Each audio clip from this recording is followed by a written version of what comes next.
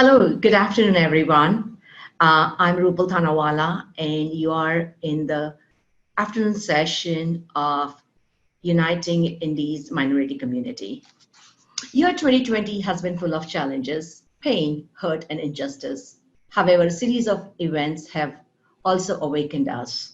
We have come together as a community and told the world that we are enough. We stand together and we are not going anywhere. We need to be heard. And this fight is not about Black. It's not about Latinos. It's not about Asians. It's not about LGBTQ. It's our fight. And we are going in together. It's my privilege to be your event chair and also the moderator of this session. I'm so delighted to have a esteemed panel of community leaders who have come forward and not just today, but have been doing it for many, many years, whether it's through their non-for-profit organization, their workplace, or just doing it in their personal capacity. There are individuals who have really pulled together this indie community to give back the answer that we need to be heard now. Without further ado, I'm Rupal Thanawala. I'm managing partner of Trident Systems and tech editor of Indianapolis Recorder. And I would like to introduce my co-panelist. I'll first go with Arwa. Hi, everyone. Thank you so much.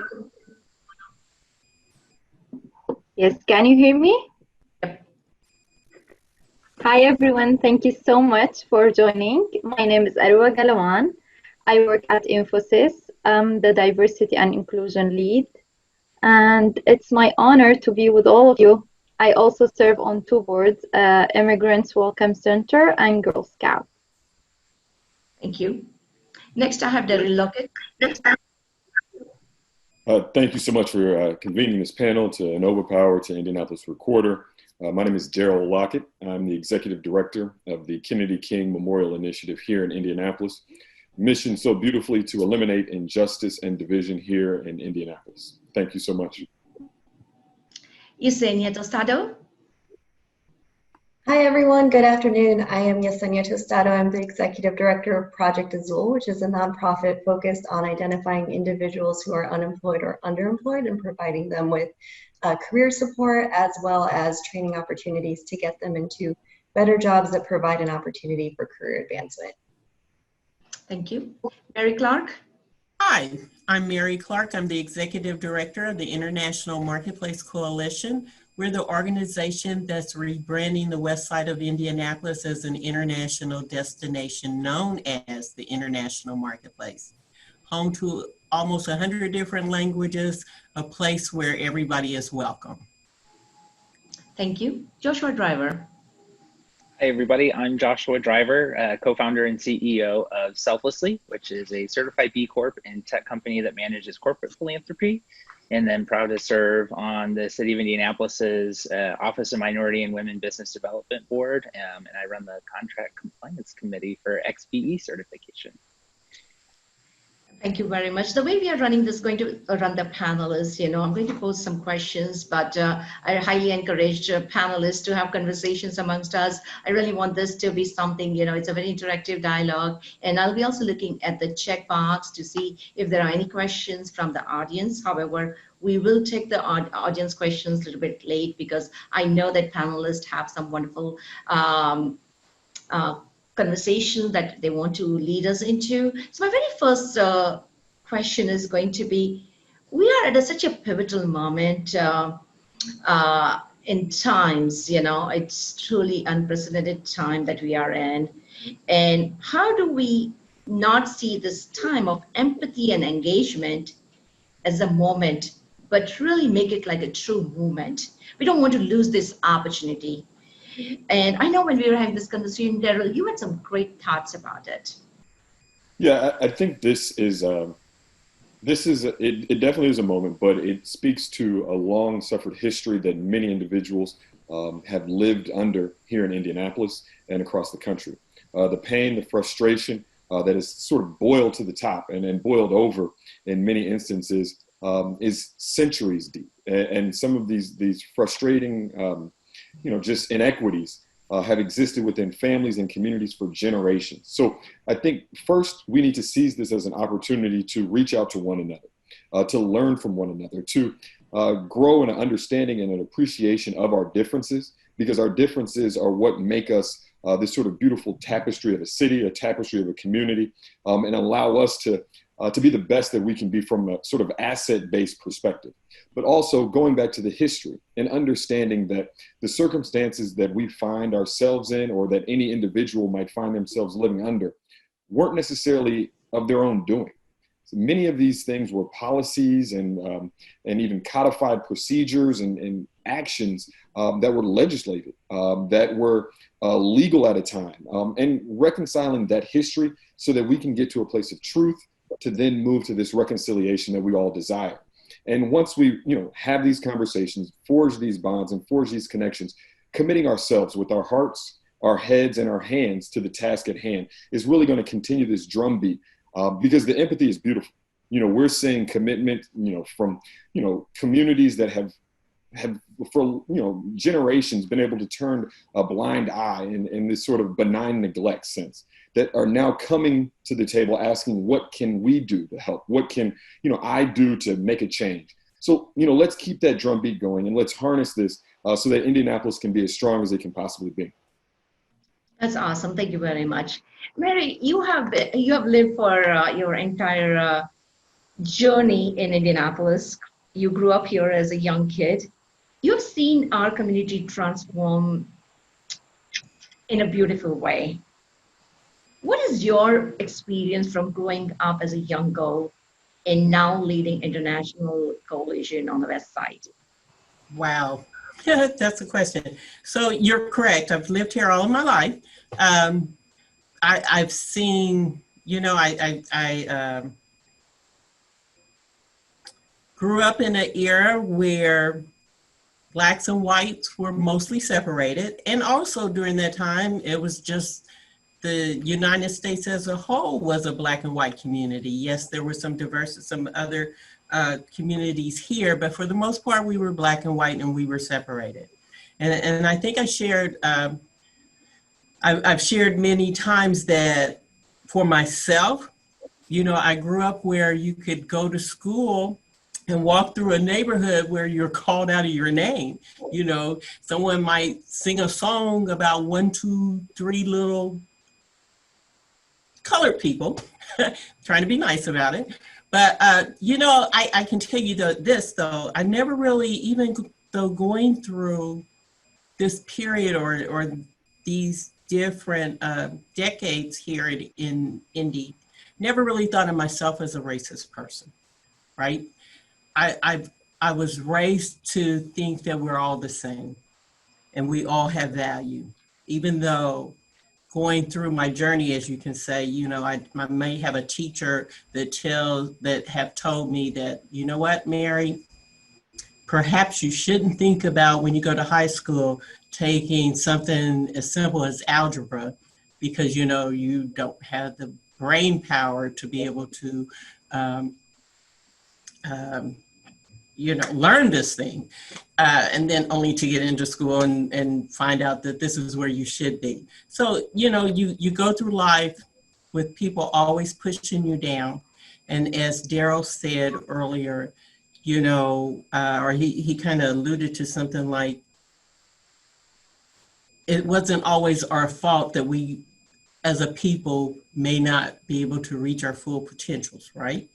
However, if we work hard at it, we can still get there, but we're always having somebody to tell us what we can't do. Now, let me get out of this and tell you that being in this Indianapolis all my life, and being the person that I am, and being a God-fearing person that I am, I've been taught and have seen that all people have promises and abilities, and we should share and love on each other. I think that's the most important thing, is that we have to learn that even though we are different in the color of our skins, maybe even our height. Those of you know me know that I'm almost 6 feet tall, right? And some of you guys are less than 5 feet tall, right? But we're different, and that's okay. It's okay that some of us may point with our lips and others might point with our fingers. It's okay if we learn to talk to one another, that we will find that we don't have as many differences as one would perceive. Yeah, and Mary, I think you have also seen that how, and of course we all of us, you know, have seen our community grow with a more diverse population. We all have come together. And I really want, you know, now the rest of the panel to also weigh in that there are stereotypes and discrimination, and that diminishes people's ability to bring their personal best, right? And we just can't be our authentic self. Like, I'm more uncomfortable sometimes even wearing my own outfit and, you know, dress up like how I would like to be, you know. But that is a lost opportunity now that we are here, all of us, with, you know, whether I'm just 5 feet, little 1 inch taller, and I have to look up when I talk to Mary, you know. So, but, you know, we all have our own strengths, and we have to recognize that we have to respect individual and the dignity. And when we don't do that, we are not enabling them to bring their personal best, and they cannot be their authentic selves. And if I could just add one more thing, is that we all have to recognize that we all have something to bring to the table. You know, that's the most important thing, that if we are one human being, God made us the way he intended us to be, and we all have uniquenesses that we can all benefit from. Yeah, absolutely spot on. So I wanted to ask other panelists also, if you can weigh in, you know, on how do we make sure that people can bring their authentic self, and they are able to share their gifts that, you know, God has given us. Who wants to go first? Arwa, Yecenia, Joshua, everyone is, you know, the floor is open. You know, from the LGBTQ perspective, one of the things that I took the risk on several years ago was, for my first kind of term in technology, going to meetups, and some of the groups around town, they'd make a joke and be like, oh, you have to go home to your wife later. And, you know, you kind of laugh that off and say, yeah. And like, oh, when do I get to meet your wife? What's her name? And then I say, Jeffrey. And then there's that awkward, like, oh man, I may have made you mad. And I for me personally, like that's, I kind of get a little, that makes me laugh just a little bit. So feel free to to do that. But I also come from a position to where, you know, I have the ability to be able to laugh that stuff off. But one of the things that has really been helpful for me is to live authentically myself, and take things, have a certain sense of humor when awkward things come up about, you know, the LGBT community and conversations, and have that discussion. But my relationship, my marriage is very similar to everybody else's, like where I just momentarily just send a text message to my husband to stop running around upstairs so loud because I'm on a call. And so if anybody else has that problem with their significant other in their home right now, I feel your pain.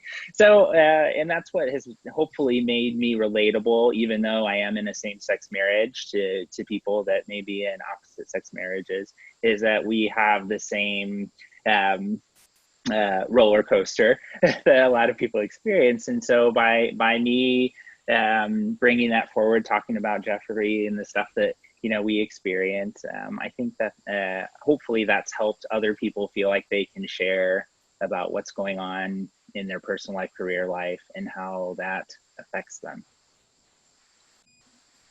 And one thing that I'd like to share is I think that, you know, stereotypes and discrimination really create this imposter syndrome, especially in minorities, where we feel inadequate to be at certain tables or inadequate to contribute to certain discussions because we feel like there's something about us that makes our voice less valid than those of our white counterparts. And that's something that we really need to just start fighting, especially in our youth, because everybody brings value and everybody brings, Rupal, you said everybody has their unique story and their unique culture and their unique background, and we all add value. I think a lot of times, you know, especially, I grew up in Indiana at a time where there were no Latinos here in Indiana. So this idea that in order to contribute, you had to fit every checkbox of that model minority stereotype, that in order to, you know, assume positions of leadership, you really had to hit all of these, you know, exceptionalities in a way that, you know, we know that our white counterparts, they aren't held to that same standard. So we need to stop holding each other to that same standard. It just isn't, it isn't a productive way of building community and of building culture. And we learn so much from our differences and are able to really just understand people and things better when we take into account those diverse perspectives. And I guess I'll just add one very brief point. You know, growing up here in Indianapolis, you know, as Mary said, it was very much a very black-white dynamic. And unfortunately, I think, you know, many minorities have found themselves in positions where they felt they needed to assimilate, particularly to advance in corporate communities or business spaces, or even, you know, to have some of the resources afforded to them in Indianapolis with the sort of known fault lines of division around, you know, resource allocation. One thing I think that we should, you know, sort of begin promoting rather than assimilation is acculturation, and accepting and recognizing the beauty and diversity that each of us bring to the table, as we've said, you know, as an asset, so that no one is muting themselves, no one is hiding or suppressing any aspect of their personality or the, you know, what makes them unique. But we actually value that as a contribution that makes us all collectively stronger. Yeah, I'm gonna speak about the, now there are a lot of organizations that promote diversity locally, and several local social events. I think there are low risk, high reward situations to be part of the fabric of these cultures locally and connect with others. This can be happen by taking the lead within your organization. To create diversity and led initiatives to bring further understanding and inclusivity. And you know, Indianapolis, India, Business Council, Indiana Latino Organization, Indianapolis Black Chamber of Commerce, and you name it, a lot of organizations that promote diversity. So I can speak about as a newer organization to Indianapolis at Infosys. We took a unique approach and invite several guest speakers and organizations that represent various topics that include gender equality, disability, women-led technology initiatives, etc., to expose all of our people to these various aspects of our local culture. Yeah. I want to ask this question, Arwa, because when we are talking about not able to bring your personal best and feeling discriminated, I think, you know, you're a very bold woman. I respect you for your courage and speaking up. What would you say when it comes to you personally? Yeah. So, yeah, I had a lot of scenarios that happened to me when I first moved here. I'm originally from Syria. So, unfortunately, do I need to tell the story to the audience? So, I lived in Noblesville for a short time, and I work full time with my husband. I have 2 little kids. So every day we leave 7 a.m. and we come back at around 8. So I pick up my kids from school. But my neighbor downstairs, every day when I come home, she calls the police and tell the police that we are up until 4 a.m., 5 a.m. every day. So I was like, there's no way. How can we be up 4 a.m. and wake up at 7 and leave the house? So unfortunately, she was very racist, unfortunately. And actually, I feel bad for her because instead of calling the police or like, maybe she doesn't have anything to do and she's not busy. So she's just, so I ended up leaving. I was like, I'm not gonna fight. So I'm busy. I don't have time to talk back and forth. So I live in Fishers now. No offense for any place, because in every community, every country, every culture, there's good people and bad people. But the thing is, why don't people ask in a curious way? So why you wear your headscarf? What language do you speak? Like simple questions. I would love to tell people more of my culture, my religion, my background, anything. So don't judge, ask in a polite, curious way, because people will love to talk. They are waiting. They might be shy because this is their culture. So I used to be very shy at the beginning, waiting for someone else to ask me, what's good morning in your language? Oh my God, I will be the happiest person. So when a cashier tells me, I like your headscarf, small actions makes a lot of difference. So if we stop judging, ask, as I said, curious questions, respecting way, I think these actions will bundle all the communities all together.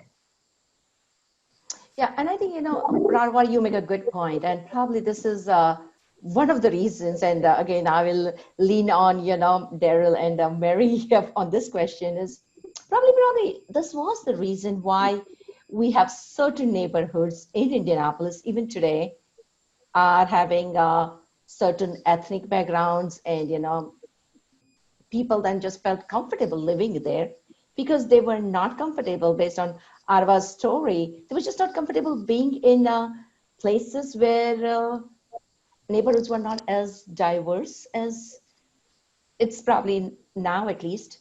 But I think that's the whole migration within a small city that happened. And then some of the communities were tagged as not very safe, or more police cases happening there, or violence, and then that just becomes a news. And but there is a lot to unpack here, right?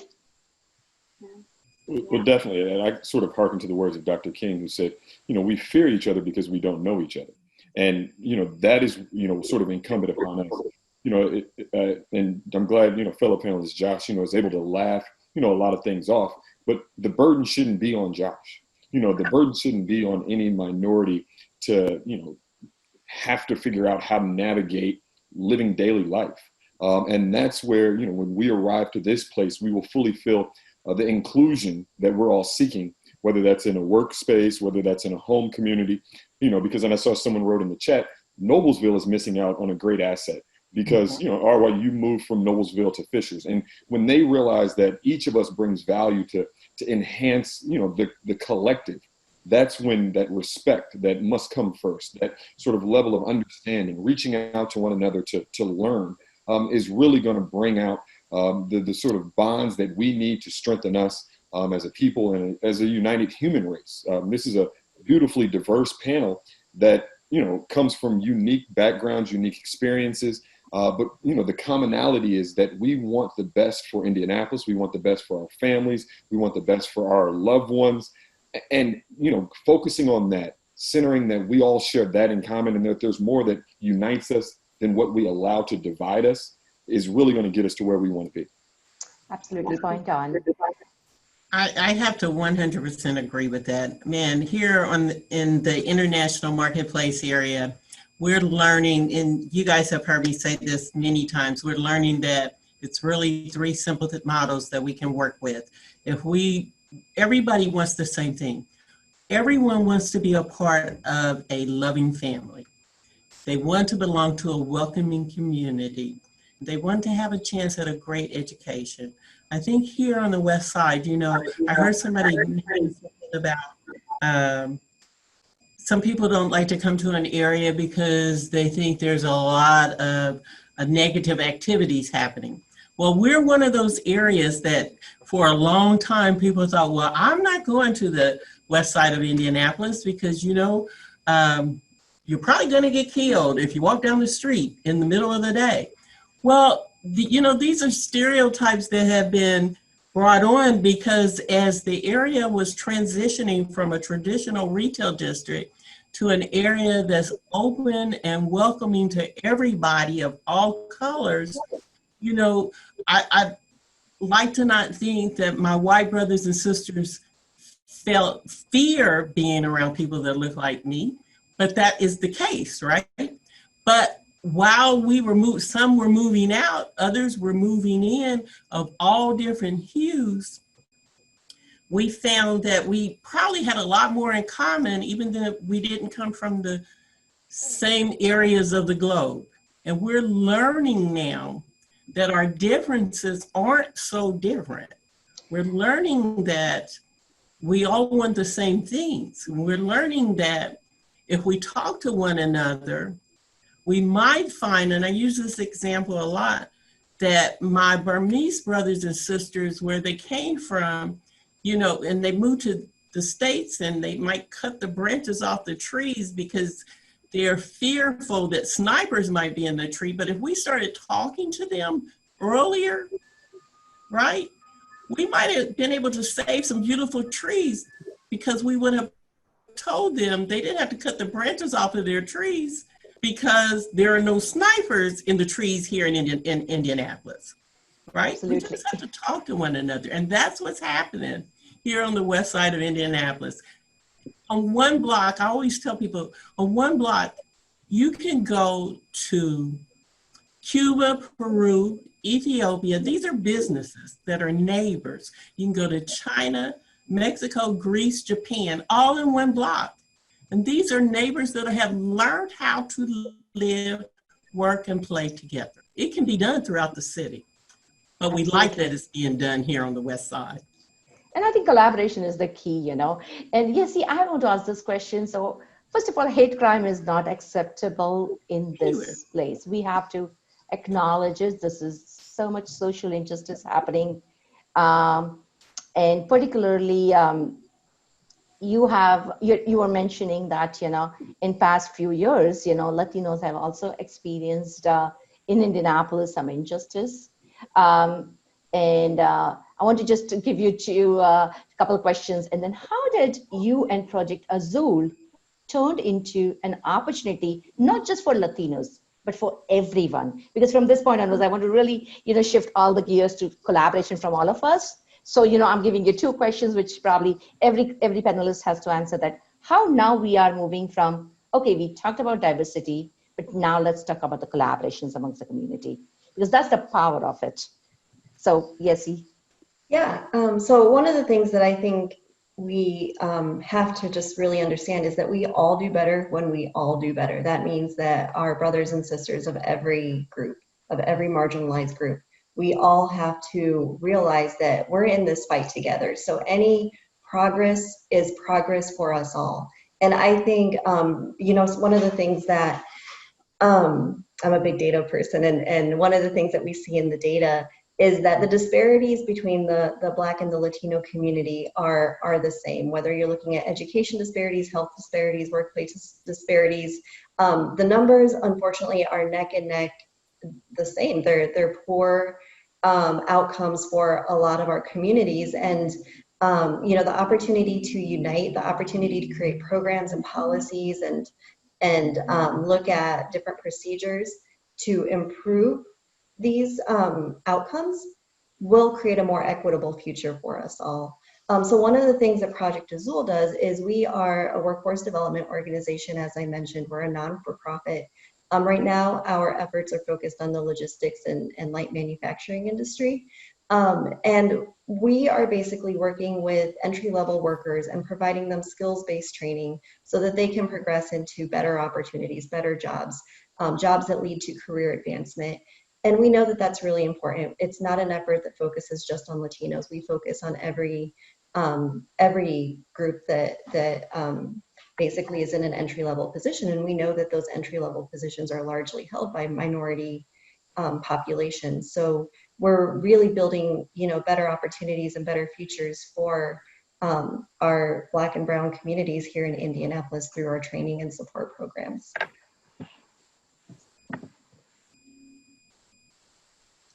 So Joshua, I know Selflessly particularly has really picked up this opportunity during pandemic and the social injustice to create this movement of volunteerism. Can you say a little bit about that and how together we are part of this change and we are all forces coming together?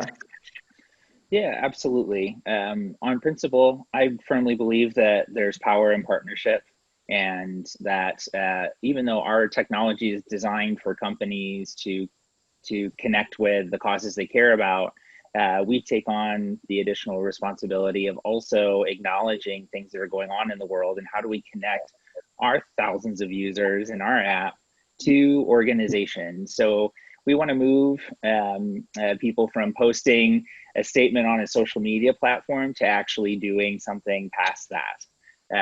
And so with the pandemic, we wanted to help nonprofits that were going to be losing resources if they didn't have a mission that wasn't a part of the pandemic. And then we focused that on how do we, in a remote culture, get all these talented people that have skills that are desperately needed out into the community so our organizations can leverage that. And now we're working on how do we build the most inclusive technology on the face of the planet.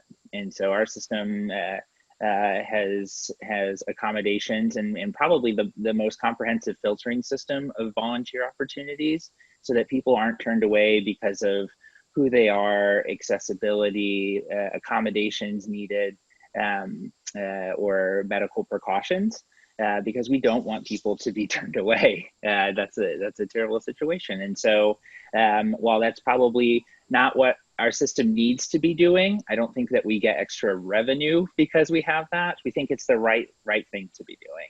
And so we prioritize that because that's hopefully going to motivate other tech platforms and stuff to do the same thing. So we have to start somewhere, right?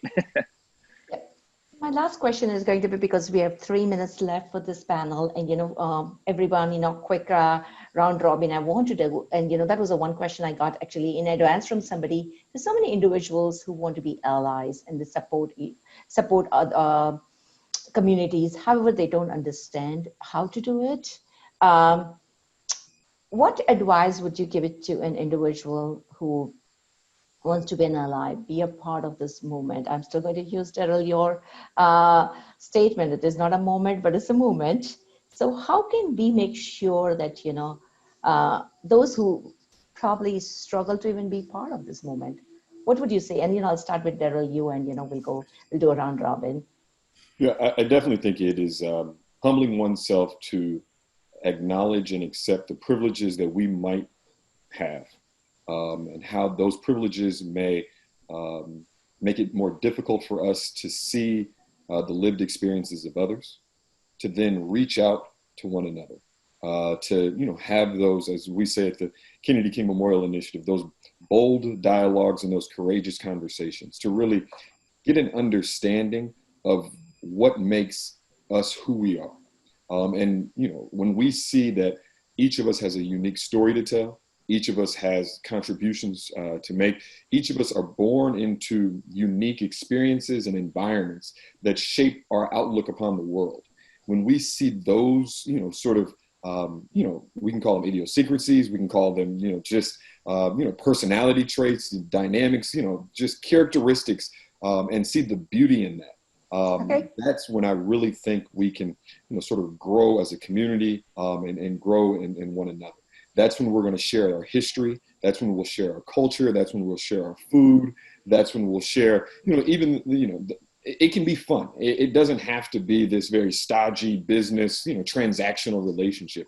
We can get to know each other as people and individuals and see the beauty that all of us possess. Absolutely. You see?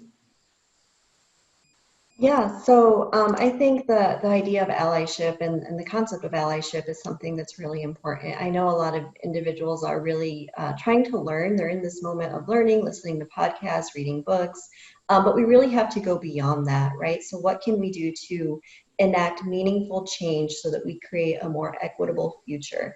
And then I think, for the person that really wants to dig into what are some steps they can take is where do you have power? I think that's a question that I think everyone needs to dig in is where do you have power and how can you utilize that power to create a more equitable future? It could be bringing people to the table and understanding that bringing just one minority does not represent the entire minority community. We all have diverse voices, diverse backgrounds. There can be more than one Latino in a room, and you will get rich interaction from and rich experiences and ideas from both of them that could be very different, right? So understanding that it's okay to have more than just one person that you're bringing to the table.